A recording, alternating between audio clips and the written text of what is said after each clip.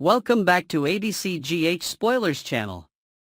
Today, we are diving deep into the tangled drama unfolding in Port Charles, where betrayals, secrets, and high-stakes confrontations are changing lives forever.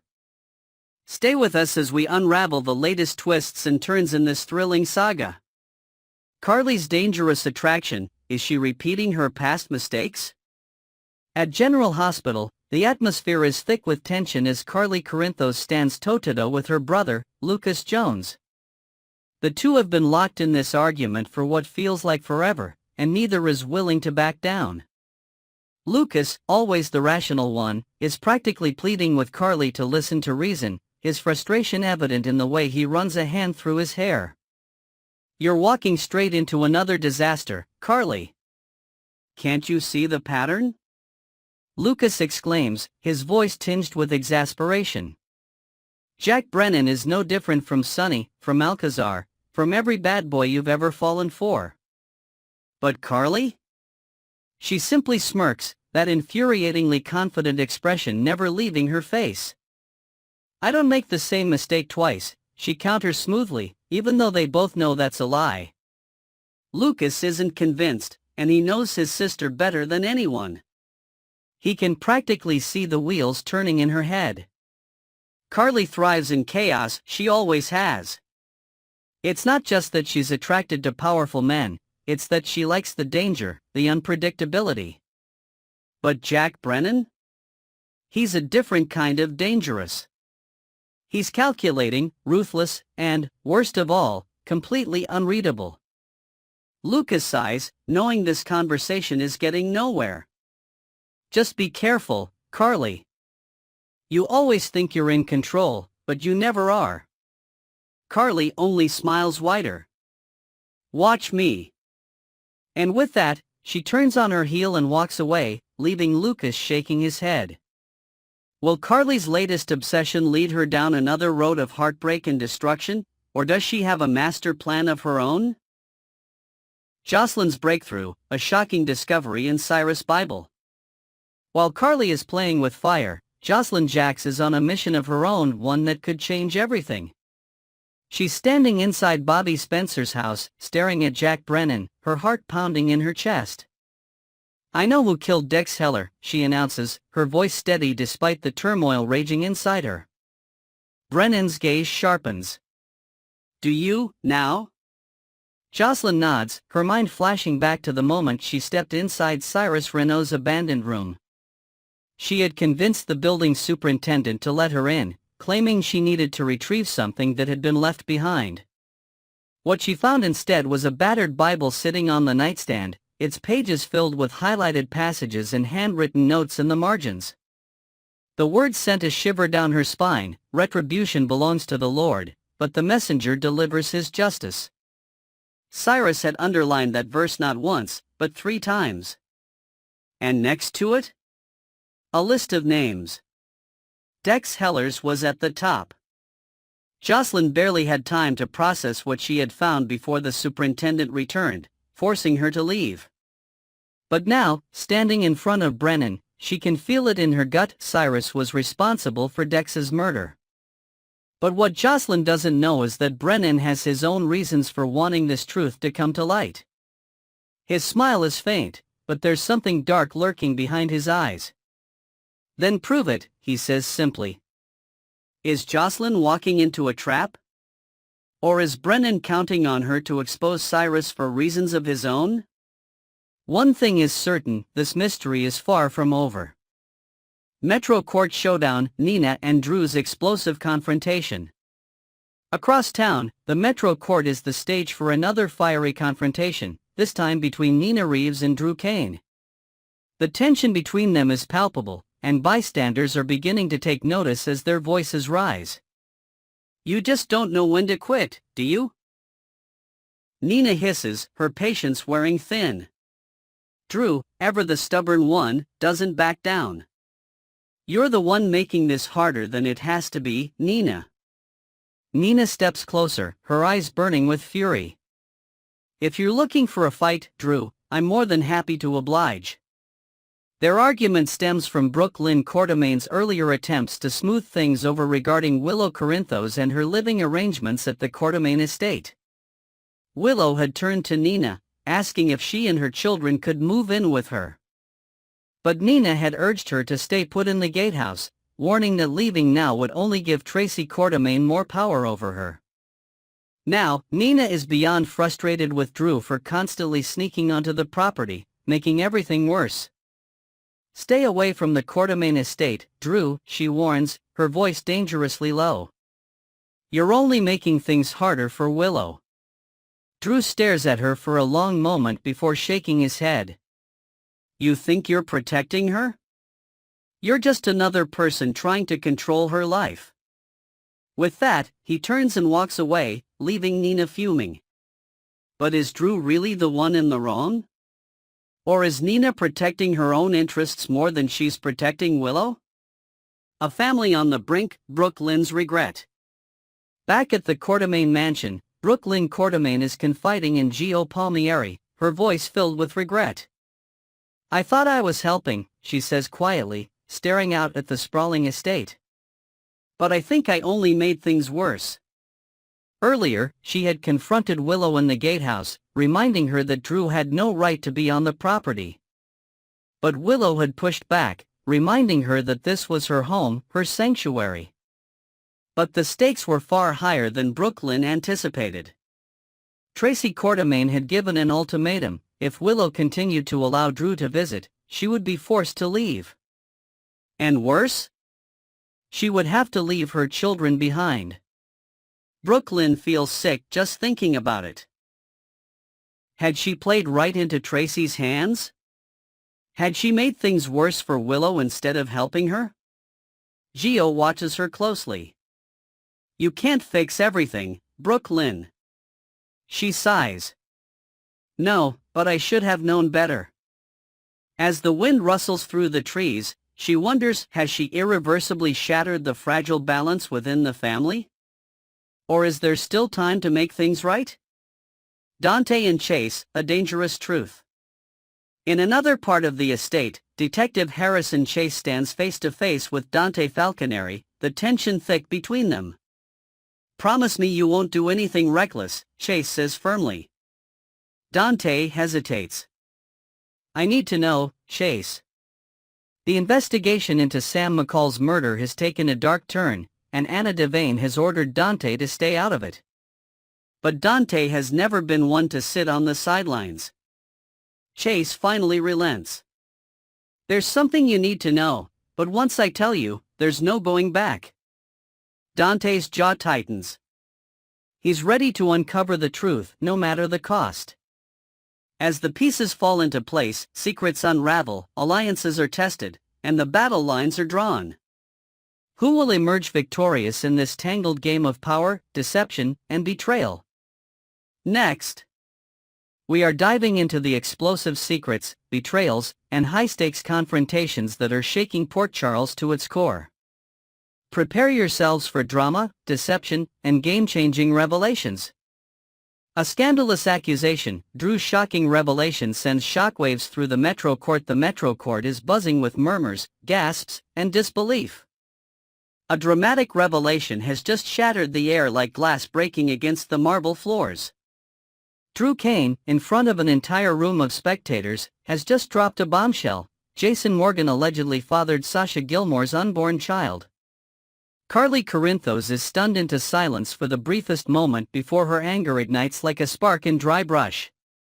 You're lying, she hisses, her voice sharp with fury. You're making this up just to cause trouble. Drew, however, stands his ground, his expression firm. I didn't make this up, Carly. Cody told me himself Jason is the father. Before Carly can formulate another rebuttal, Sasha Gilmore makes her presence known. Furious, she rushes over, her eyes blazing. This is none of your damn business, she shouts, her voice slicing through the tension like a blade. All eyes are on her as she continues, her frustration reaching its breaking point. I am not some pawn in your ridiculous Quartermain war, Drew. You know nothing about me, nothing about my life, and certainly nothing about this baby. Stay the hell out of it. With that, she storms out of the Metro court, leaving a stunned silence in her wake. Carly turns back to Drew, her anger now focused solely on him. You had no right to do that. You just aired out Sasha's personal life in front of an entire room of people, all because you wanted to stir the pot. Who even are you anymore? Drew doesn't flinch, but his jaw tightens. Carly doesn't stop there. At least now the whole town knows what kind of man you are, she spits. A man who sleeps with his nephew's wife. With that final dagger, Carly walks out, leaving Drew to stew in the mess he just created. Anna Devane, who has been observing the chaos, sighs and shakes her head. Drew turns to her and mutters, "Sorry for the interruption." Anna's expression remains unreadable. If you're expecting me to use my position to take down Sonny and Jason just because you're bitter, you're mistaken. That would be highly inappropriate.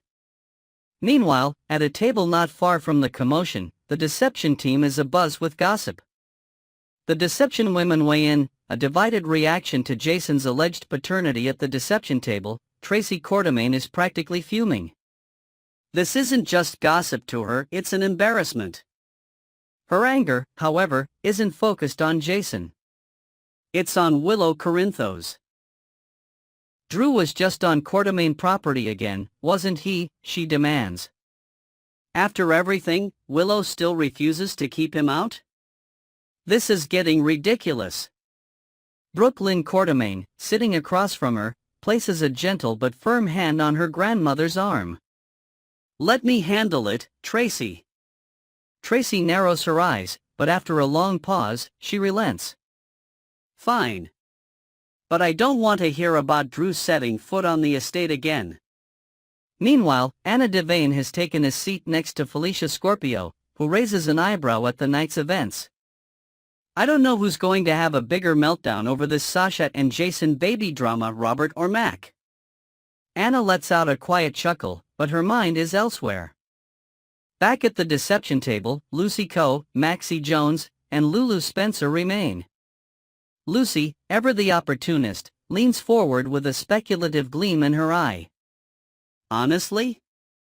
I don't hate the idea of Jason and Sasha together," she muses.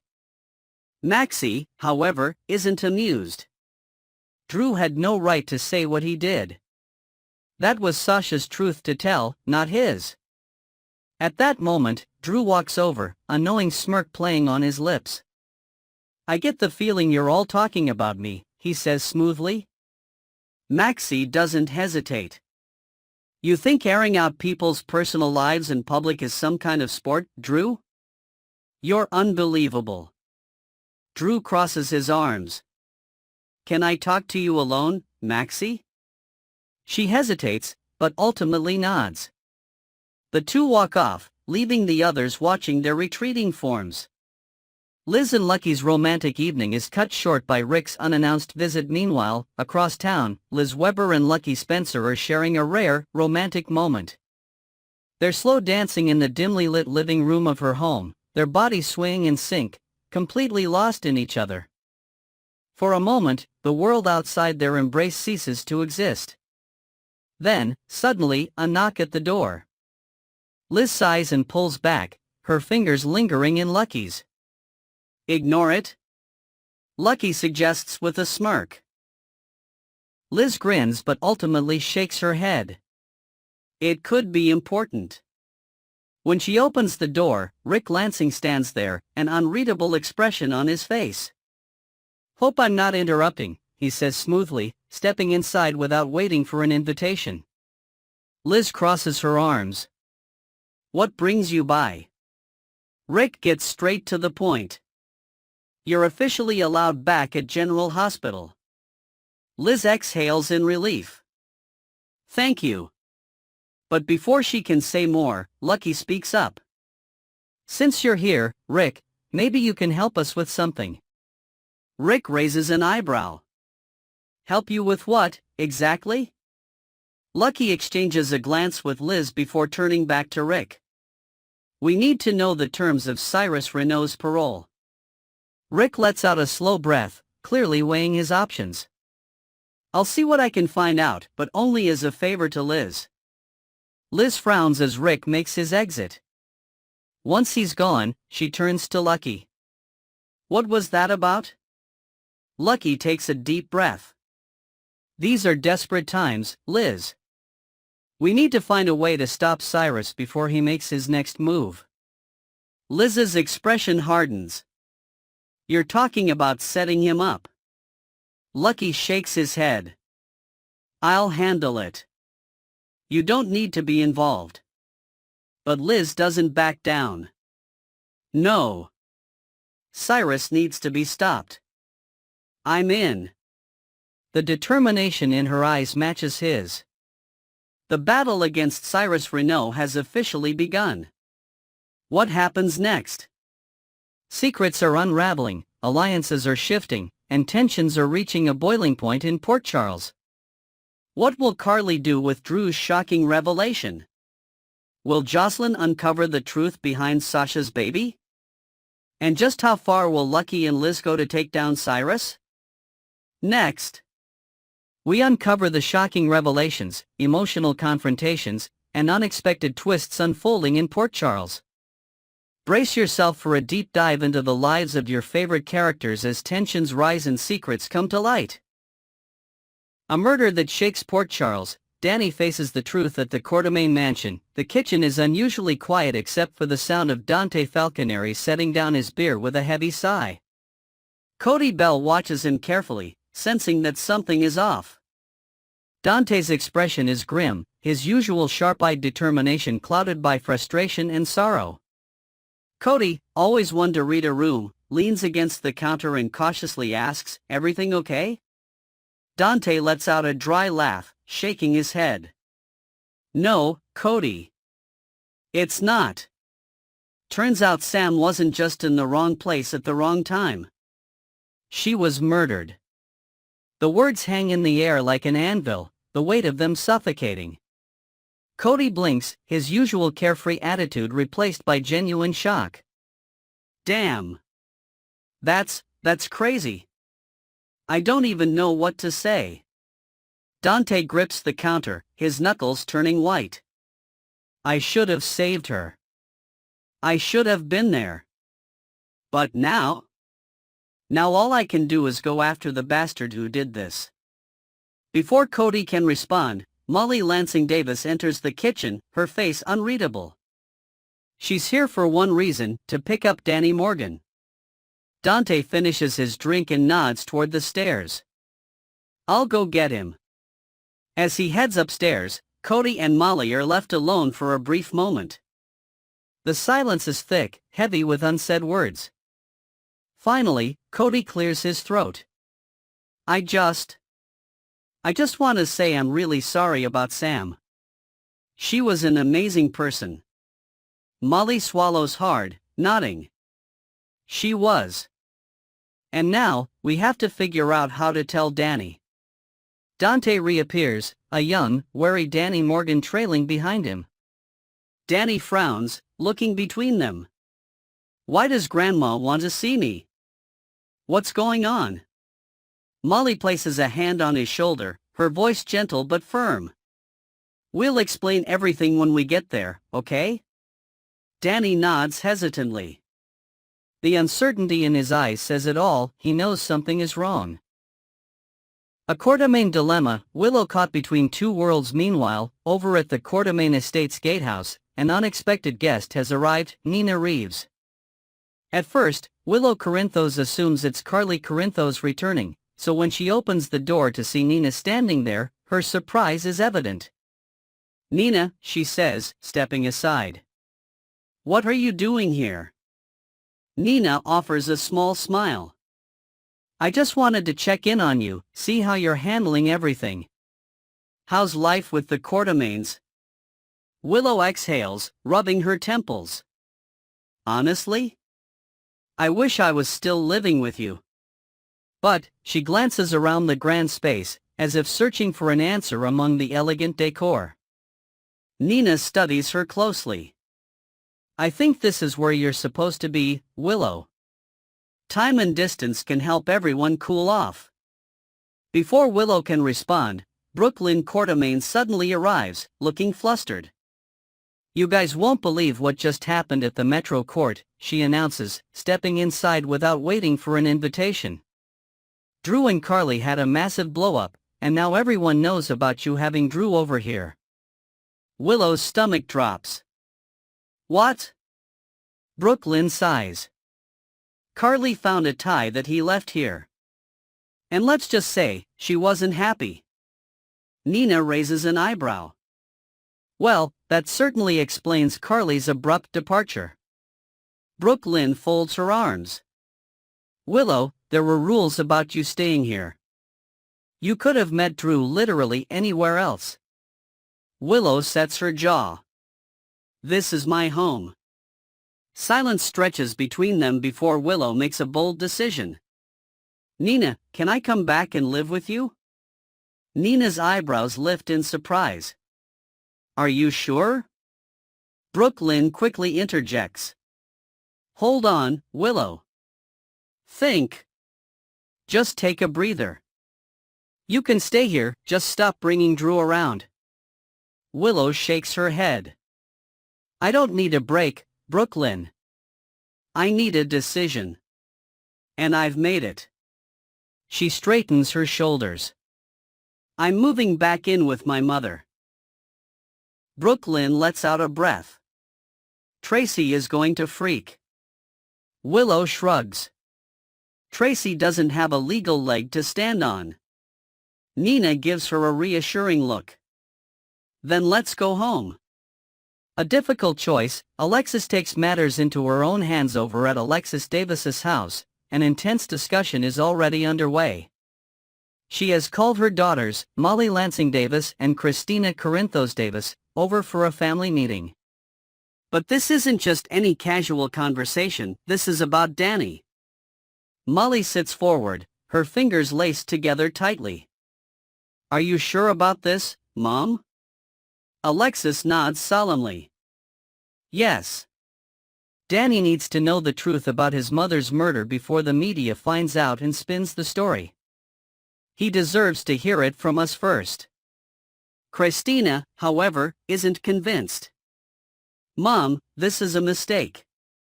Danny is 15. He's already been through so much. And we don't even know who killed Sam. If we tell him now, we have no idea how he'll react." Alexis sighs, her resolve unwavering. "And if we wait too long? What happens then? He could hear about it from some stranger or see it all over the news.